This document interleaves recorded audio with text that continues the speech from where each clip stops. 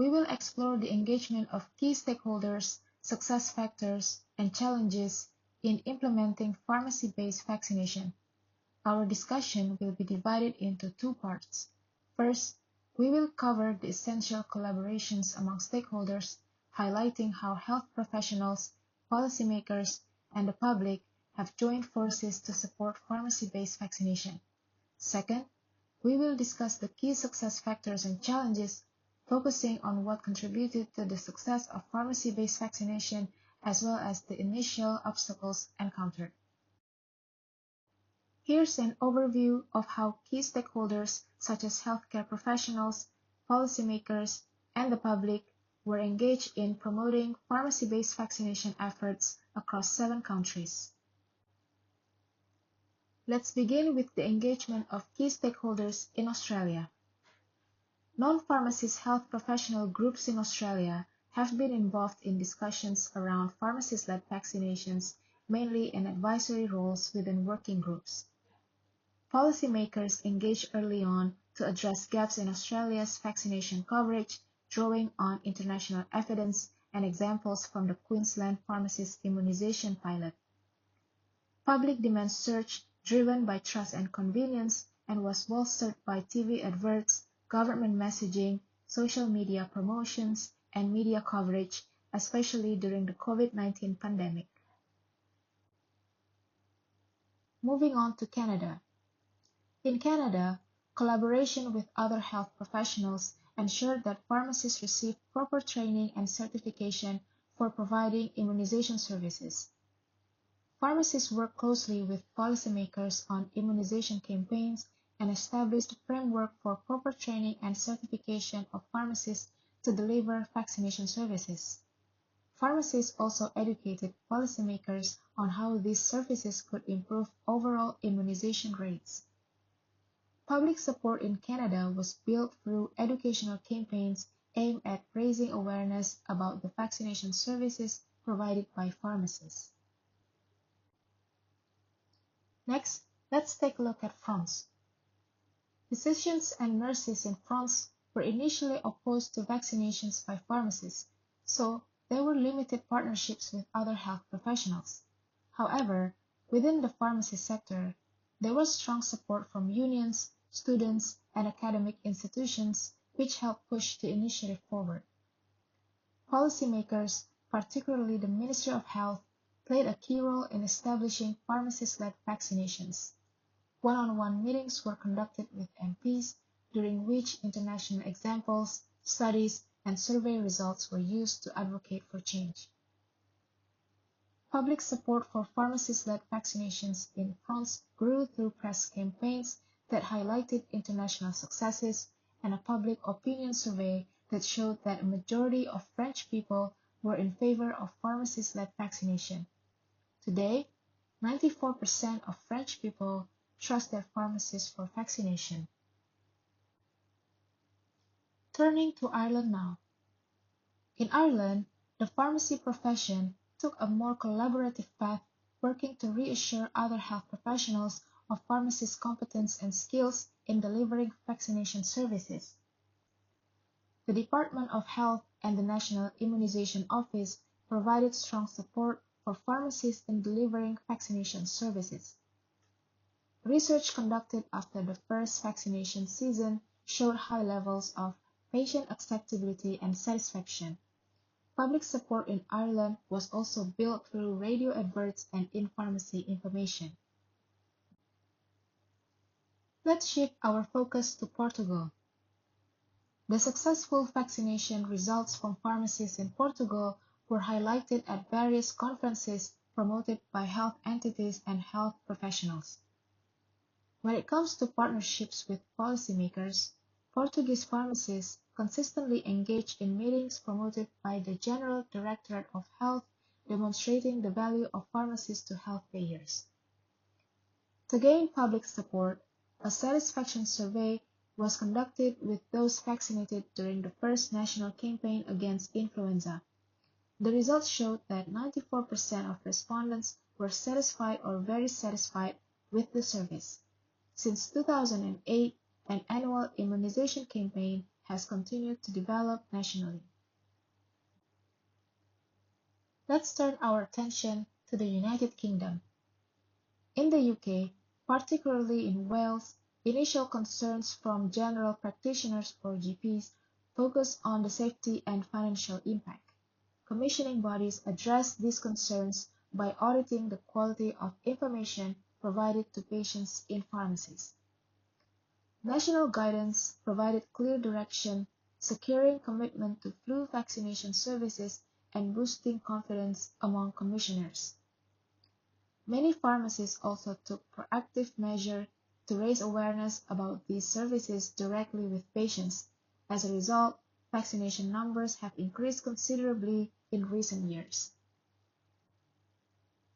Let us conclude with the United States experience. The American Pharmacists Association, or APA, highlighted the extensive training pharmacists received. In cases of opposition, pilot programs demonstrated pharmacists' capabilities, leading to broader support for their immunization authority. APA partnered with policymakers to address gaps in vaccination rates. Initially, permission was granted for pharmacists to administer influenza and pneumococcal vaccines to patients aged 18 and over. By demonstrating their capabilities, they successfully expanded their authority to include more vaccines and younger age groups. Public support was built through educational campaigns highlighting the importance of vaccinations and the expertise of pharmacists, repositioning them as key healthcare providers. Now, let's turn to the key success factors and challenges in implementing pharmacy-based vaccination services. As pharmacists play an increasingly important role in vaccination, understanding the key success factors and challenges is crucial. Some key success factors include stakeholder engagement, accessibility of pharmacies, patient education, operational efficiency, good communication among health professionals, and the convenience of pharmacies. However, countries have faced several challenges in implementing pharmacy-based vaccinations, such as regulatory and funding issues, opposition from other health professionals, lack of public awareness and trust, and operational barriers. Let's explore these factors more closely.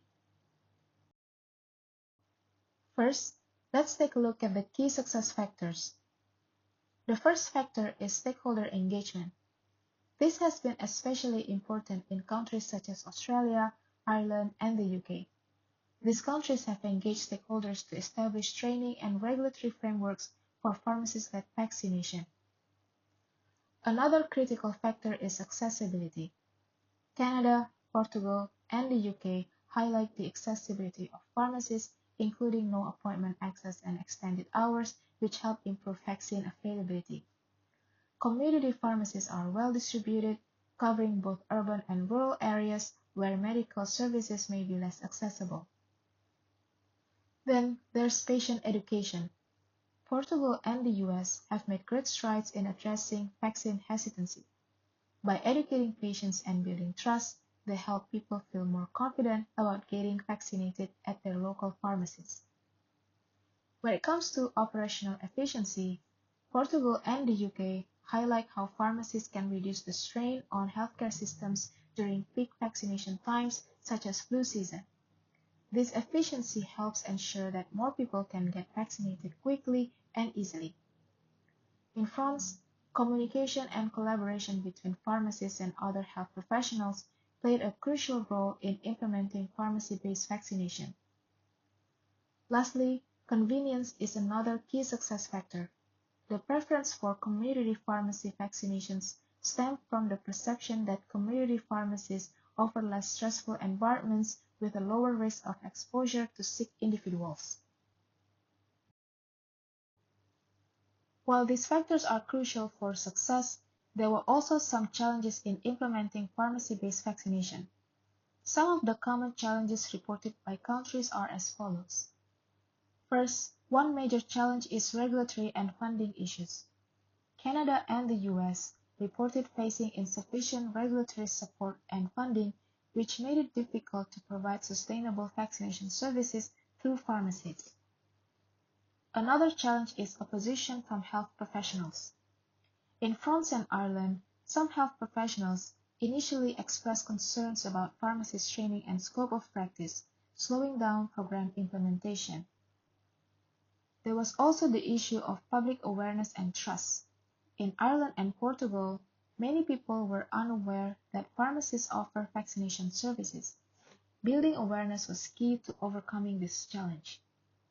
Lastly, operational barriers such as managing administrative burdens and meeting high demand during peak vaccination seasons pose challenges in the UK and the US, particularly around training, logistics, and capacity. Addressing these challenges while leveraging the key success factors help expand the role of pharmacists in vaccination and increase overall vaccine coverage. Let's hear from the Pharmaceutical Society of Australia about the challenges they face. The biggest challenge we're faced in Australia with pharmacist-led vaccination is the complexity of working with 8 different states and territories with their regulatory requirements. But this is outweighed by the huge confidence and consumer demand for vaccination from pharmacists, and we'll continue to see this grow well into the future. The National Association of Pharmacies sees these challenges in Portugal as opportunities. Let's hear their perspective. I like to look at challenges as opportunities, and one of the biggest challenges we have now is vaccine hesitancy. And with the proximity, the trust that people place in community pharmacy, there is a big opportunity for community pharmacy to participate in vaccine campaigns, to be able to dispel any doubts or hesitancies that the population has to increase vaccination coverage. The FIP Pharmacy-Based Vaccination Surveillance Atlas is an open-access, interactive tool providing detailed data on pharmacy-based vaccination services around the world. You can explore country profiles, summaries, maps, and graphs based on FIP member contributions.